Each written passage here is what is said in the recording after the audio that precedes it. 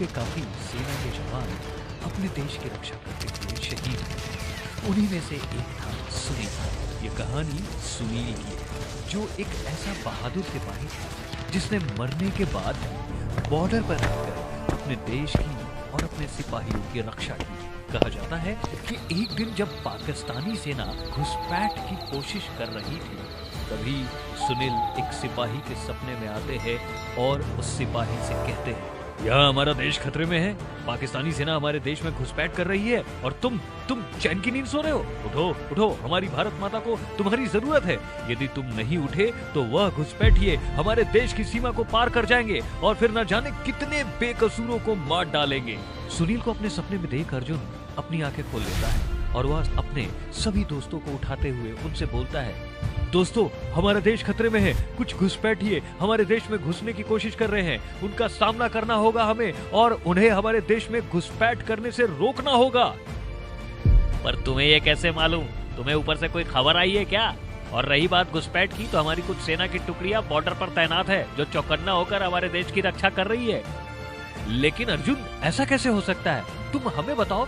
अरे आखिर हम भी तो तुम्हारे ही साथ है, हमें क्यों कुछ नहीं पता चल रहा है? तुम्हें ये सारी खबर कौन दे रहा है?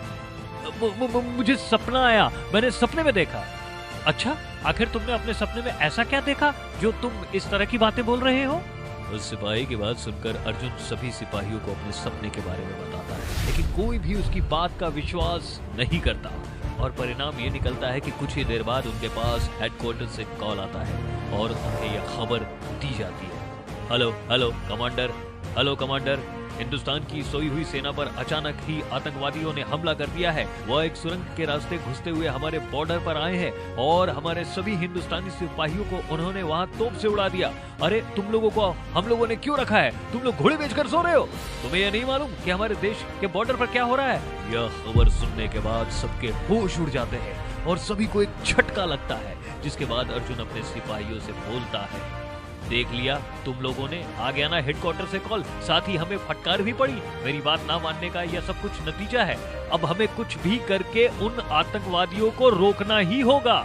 हमसे गलती हो गई सर, एक बात समझ में नहीं आई, आपके सपने में जो सिपाही आया था वो था कौन? उसकी बातें सच कैसे हो सकती है? मैं नहीं जानता कि वह सिपाही कौन है, परंतु उसने सपने में आकर मुझे होने वाली सारी घटना के बारे में बताया और जब मैं सपने में उससे बातें कर रहा था तो मुझे ऐसा लगा जैसे कि वह एक सच्चा देशभक्त सिपाही है जो इसी बॉर्डर पर रहता है और हमारे दुश्मनों पर नजर रखता है। उसने मुझसे ये भी कहा था कि वह सारी गतिविधियों के बारे में मुझे इन्फॉर्म करते रहेगा।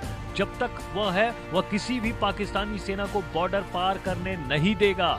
लेकिन वह आतंकवादी तो हमारे देश में आ गए हैं, अब हम क्या करें? उन आतंकियों की संख्या भी ज्यादा होगी और हमारी छोटी सी सेना की टुकड़ी। तुम चिंता मत करो, मैं उस सैनिक से कांटेक्ट बनाने की कोशिश करता हूँ, क्या मालूम वो दोबारा मेरे सपने में आ जाए। तो क्या आप उस सैनिक से कांटेक्ट बनाने के लिए दोबारा से सोएंगे? नहीं मेरे दोस्तों, ये सोने का समय नहीं है। अगर हम अभी सो गए तो हम जिंदगी भर पछताते रहेंगे।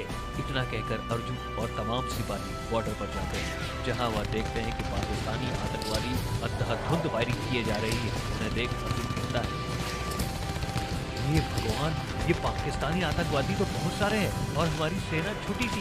मुझे तो समझ में नहीं आ रहा कि आखिर हम इन आतंकियों से लड़ेंगे कैसे? हमारे पास लड़ने के लिए ज्यादा हथियार भी नहीं है। अर्जुन खुद से ये सवाल कर ही रहा है, तभी उसके सामने सुनील की आत्मा आती है और अर्जुन से कहती है, अर्जुन तुम एक सच्चे देशभक्त हो, तुम्हें इस तरह से डरने की जरूरत नहीं है। तुम तो मेरे सपने में आते हो ना? क्या मैं ये सपना देख रहा हूँ? क्या मैं अभी भी सो रहा हूँ? हे भगवान, ये सोने का समय नहीं है, मुझे जागना होगा, लेकिन मैं जागूं कैसे? नहीं अर्जुन, तुम कोई सपना नहीं देख रहे, बल्कि मैं तुम्हारे सामने सच में आया हूँ। मैं कोई जीवित देशभक्त नहीं, बल्कि एक मृत देशभक्त हूँ। मैं मर गया हूँ, लेकिन मेरे अंदर की देशभक्ति आज भी जागृत है और इसलिए मैं आज भी इस बॉर्डर पर तैनात रहता हूँ, ताकि मेरे हिंदुस्तान को कभी कोई नुकसान न पहुंचे।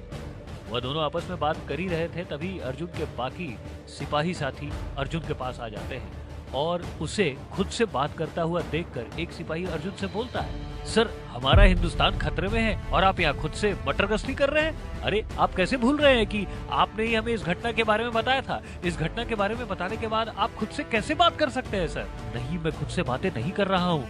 मेरे सामने सुनील है। सुनील, मैंने तुम लोगों को बताया था ना सुनील के बारे में। मेरे सपने में एक देशभक्त सिपाही आया था। वह मुझे देखने में सच्चा सिपाही लग रहा था। मैं सुनील से ही बातें कर रहा हूँ।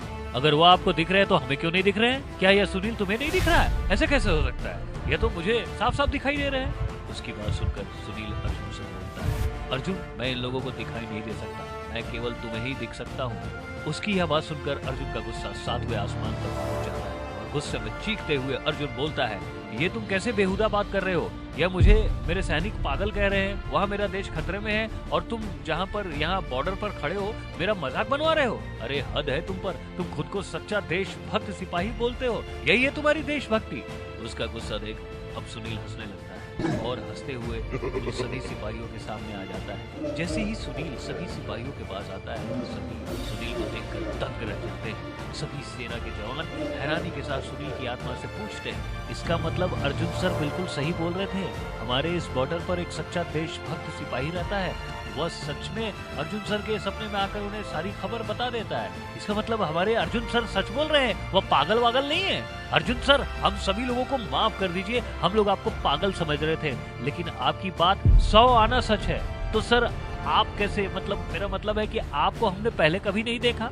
मैं जानता हूँ कि तुम लोगों ने मुझे आज से पहले कभी नहीं देखा। मेरे दोस्तों, मैं तुम सभी के अंदर एक सच्चा देशभक्त सिपाही देखना चाहता हूँ। मैं जानता हूँ कि तुम लोग बहुत ही ईमानदार हो, लेकिन तुम लोग होने वाली घटना से अनजान थे, इसलिए मैंने ये सब किया। मैं तुम्हारी तरह एक सच्चा देशभक्त और ईमानदार सिपाही था। इन आतंकवादियों से लड़ते लड़ते इसी बॉर्डर पर शहीद हो गया। मैंने उस समय अपना शरीर तो त्याग दिया, लेकिन मरने के बाद भी मेरी आत्मा खुद के देश की सेवा करना चाहती, इसलिए मैं मुक्त नहीं हो सका। मेरे अंदर की देशभक्ति मुझे यहाँ से मुक्त होने ही नहीं देती, इसलिए मरने के बाद भी मैं यहाँ आतंकवादियों को धूल चटाने आ जाता हूँ। इसलिए मैं हर बार अर्जुन के साथ आया करता हूँ और उसे होने वाली घटना के बारे में बता दिया करता हूँ। यहाँ मैं केवल एक लौता नहीं, बल्कि मेरी तरह और भी भूतिया आर्मी टीम है।